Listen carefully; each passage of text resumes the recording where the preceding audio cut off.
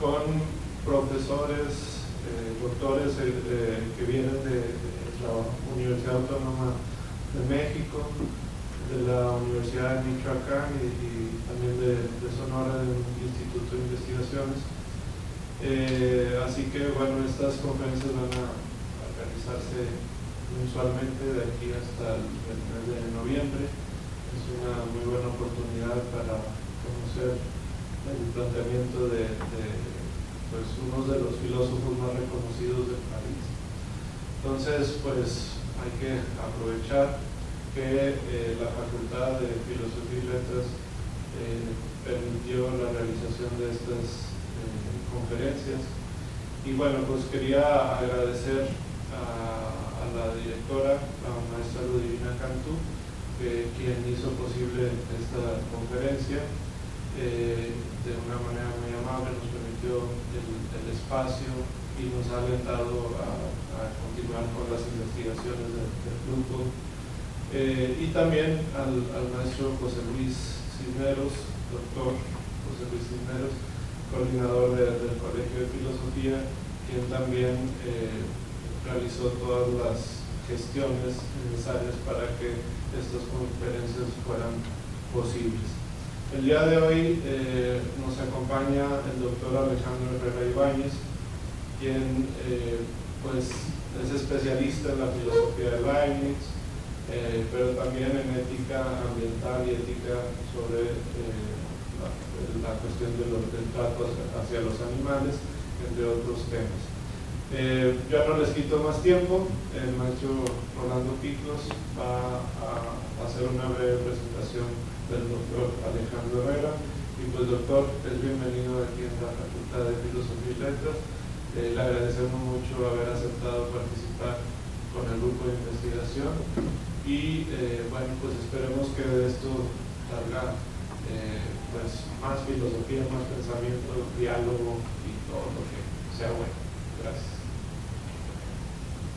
Gracias. Buenas tardes. No voy a abusar demasiado del tiempo. Voy a leer sintéticamente una síntesis apretada del extenso currículo del doctor Alejandro Herrera Ibáñez. Él es investigador titular de tiempo completo del Instituto de Investigaciones Filosóficas de la UNAM, en 1986, recientemente jubilado, me comentaba. Tiene un extenso currículum, menciono algunos detalles. Obtuvo su doctorado en filosofía en lingüística en la Universidad de Indiana en Estados Unidos con una tesis titulada Leibniz on Existence, que es una de las áreas de investigación del doctor. Su tesis de maestría se llamó ¿Es la existencia un predicado lógico? Tesis de licenciatura, perdón. Sus áreas de especialización son tres: la filosofía de Leibniz, la ética ambiental y animal, y el campo de la argumentación y falacias. Igualmente ha incursionado en problemas de filosofía del lenguaje, en ontología, otros temas de bioética, didáctica de la lógica y filosofía de la educación. Menciono solamente algunas obras conocidas por el doctor: la ontología de Leibniz-Cohen, entiendo ya, introducción a las investigaciones generales sobre el análisis de las nociones y las verdades, como Mauricio Ochoa, la necesidad de los enunciados existenciales y la teoría del concepto completo según Leibniz, el argumento ontológico y los conceptos de perfección y existencia, el ignatismo en Leibniz y el concepto de materia, Leibniz y su visión ontológica de la percepción, Leibniz, el último renacentista, conocimiento, tecnología y la noción leibniziana de progreso, etc. En cuanto a sus publicaciones sobre ética ambiental y animal, menciono también algunas: utilitarismo y ecología, la dimensión planetaria del nuevo mundo, progreso responsable, Leibniz y los animales no humanos, Ethical Principle for Eco-Development, la moral y la violencia hacia los animales, los intereses de los animales y sus derechos, qué ética queremos para el desarrollo sustentable, dos éticas zoocéntricas restringidas, ética y ecología, los derechos de los animales, ética animal y utilitarismo, la polémica Singer-Reagan. En cuanto a publicaciones sobre el campo de la argumentación y las falacias, el texto de Falacias como coautor, ¿qué es el pensamiento crítico? La situación de la enseñanza del pensamiento crítico, pasado, presente y futuro de la enseñanza del pensamiento crítico en México. Y otras publicaciones diversas, participación en la bibliografía filosófica mexicana, y otros textos como Enseñar filosofía, Enseñar a filosofar y Educar en filosofía, la teoría social del significado de Putnam, la teoría del significado como uso en Wittgenstein en persona, la distinción entre esencia y existencia en Avicena, la silogística de Fray Alonso de la Vera Cruz, la aproximación a la verdad en Peirce, Russell y Whitehead, Principia Educativa, etcétera, etcétera. Sería muy largo realmente comentar todos los trabajos, no me queda más que ceder el micrófono al doctor y agradecerle que haya aceptado esta invitación. Gracias. Podemos poner aquí el micrófono para que pueda leer.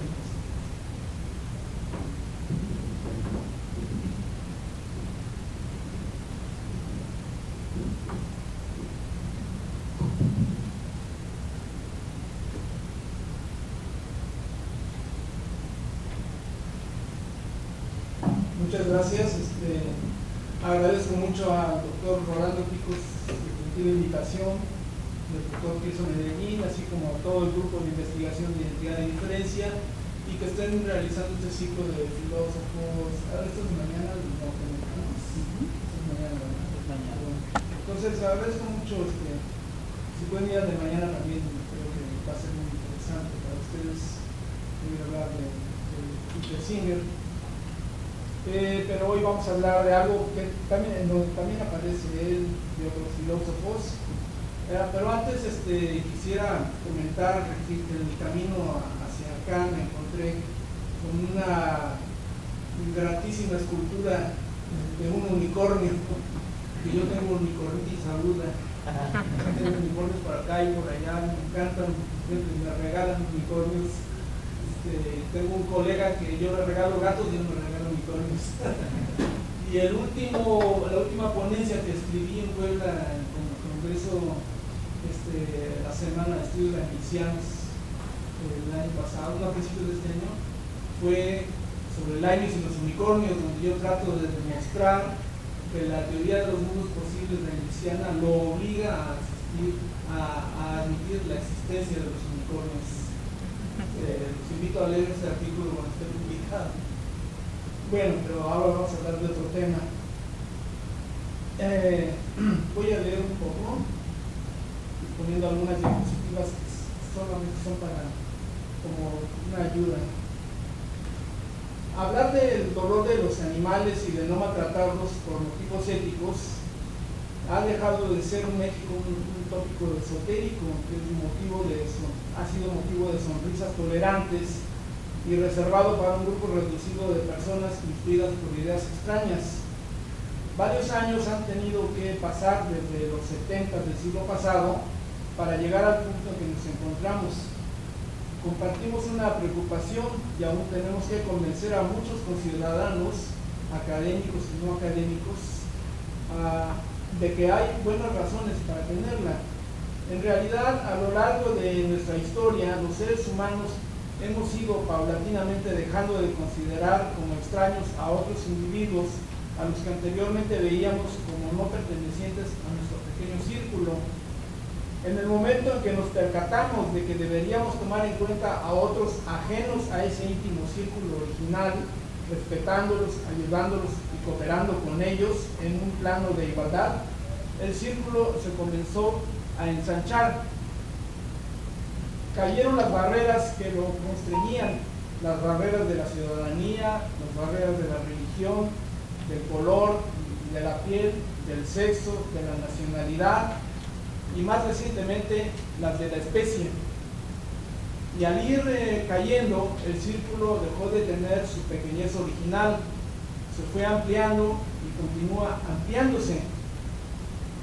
Desde luego, no todos han estado ni están dispuestos a aceptar la ampliación del círculo, pero las instituciones evolucionan a aceptar y evolucionan a pesar de tales resistencias.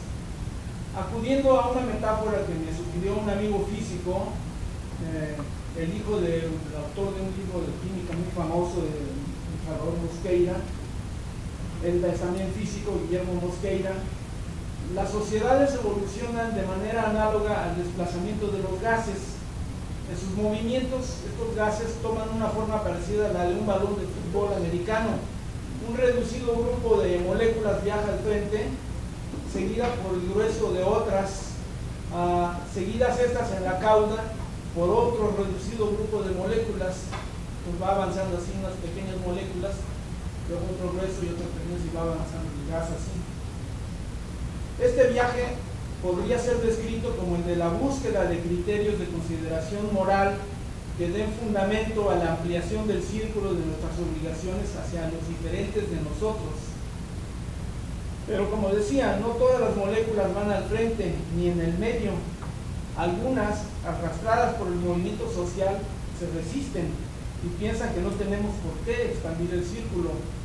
Seguidoras del pensamiento de Tomás de Aquino en la filosofía medieval, o de Kant en la filosofía moderna, o de Rawls y Karl Reuters en la contemporánea, piensan que nuestros deberes morales hacia seres de otra especie no son otra cosa que deberes indirectos.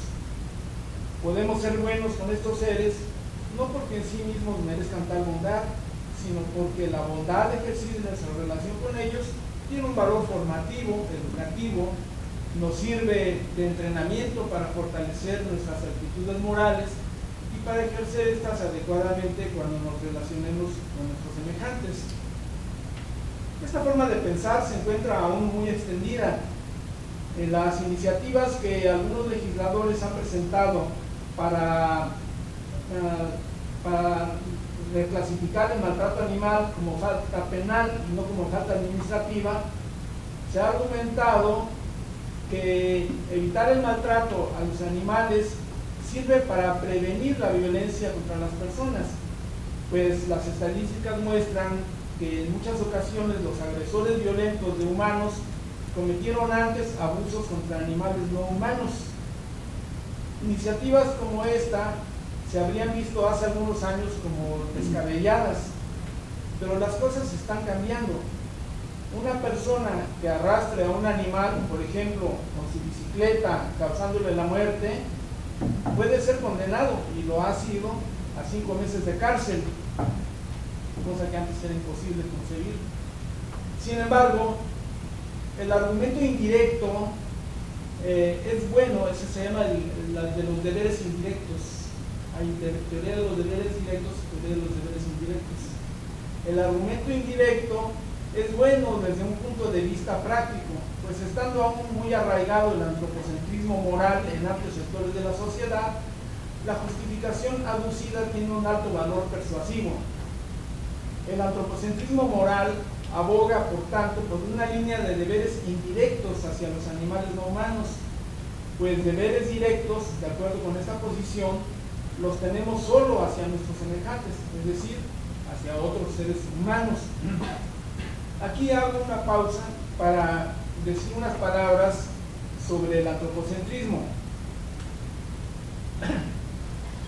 A menudo se dice que es imposible abandonar el antropocentrismo, pues todo necesariamente lo juzgamos desde nuestra perspectiva humana y por tanto propugnar el no antropocentrismo no tiene sentido.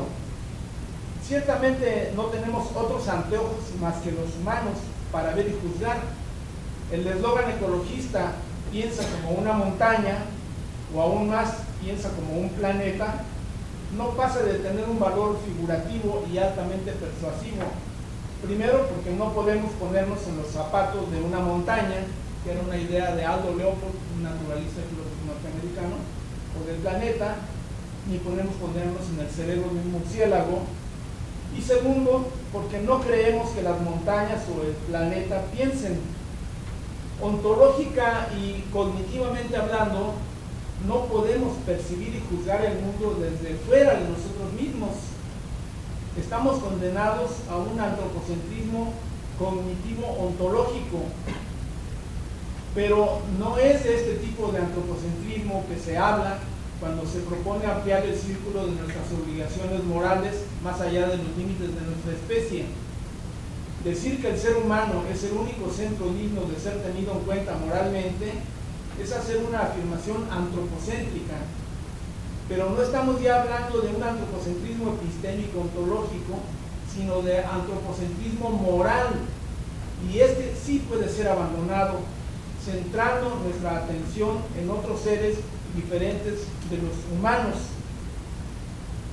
Podemos ampliar el círculo de los seres dignos de nuestra consideración moral, pero no podemos hacerlo sino con los únicos lentes que poseemos, los del antropocentrismo cognitivo-ontológico. Resulta, por tanto, natural que si queremos cuestionar que solo los otros humanos son nuestros semejantes, busquemos en otros seres semejanzas moralmente relevantes que nos permitan ampliar el círculo de nuestras obligaciones morales. Y puesto que nos parece intuitivamente plausible que es malo moralmente hacer daño a nuestros semejantes causándoles displacer, es fácil darse cuenta de que si nos percatamos de que no solo nuestros semejantes humanos pueden experimentar displacer, sino que hay otros seres diferentes, entre comillas, de nosotros, a los que razonablemente podemos atribuir tales experiencias, tenemos entonces que aceptar que hay otros individuos no humanos que poseen atributos moralmente relevantes por su semejanza con los atributos por cuya posesión nuestros congéneres son acreedores a nuestra consideración moral. Un razonamiento como este es el que ha llevado a adoptar como un criterio de consideración moral la capacidad de experimentar placer y dolor. He usado deliberadamente la palabra displacer para referirme a una gama de estados que arrancan con el estrés, pasan por el dolor y llegan al sufrimiento.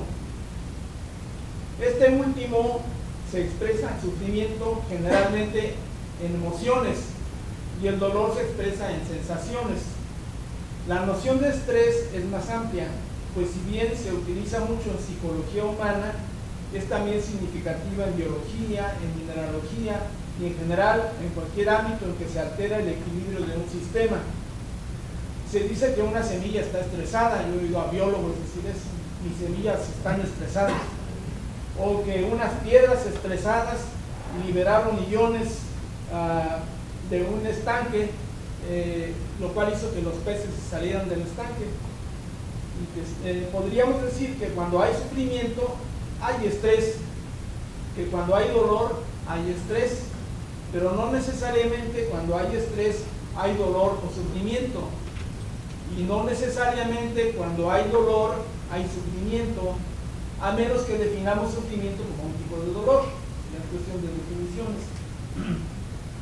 Pero si constreñimos el dolor a las sensaciones aversivas de origen físico externo o de origen fisiológico, y el sufrimiento a sensaciones de malestar de origen principalmente no físico, podemos decir que nos encontramos frente a diferentes tipos de displacer.